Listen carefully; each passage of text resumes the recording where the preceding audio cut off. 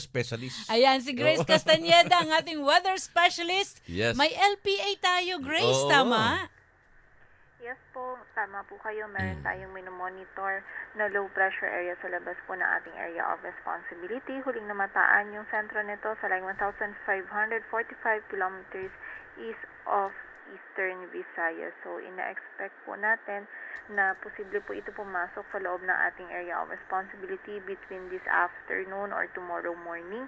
And possible din po itong ma-develop into a tropical depression. Posible po yan bukas or sa Thursday. Nakita po natin generally west-northwestward yung magiging pagkilos nito. Maali po itong lumapit or maglandfall over dito sa may area ng northern Luzon between Friday to Saturday. So expect po natin itong weather disturbance po nito maging yung i-enhance po nito na habagat sa mga susunod na araw yung magdudulot po ng maulan na panahon sa malaking bahagi ng ating bansa sa second half po ng week na ito. And for now naman po, prevailing pa din yung habagat dito sa may Mindanao and for the western sections ng Luzon at Visayas. Expect po natin mataas yung chance ng scattered na mga pag-ulan sa western Visayas, Negros Island region, Zamboanga Peninsula at area din ng Barm. While dito po sa Metro Manila and for the rest of the country, kung meron tayong mga mararanasan po ng mga pag-ulan, mostly mga isolated pa lamang po o yung mga biglaang pag-ulan, lalo na sa hapon at gabi dala ng habagat at localized thunderstorms. Mhm. Yes.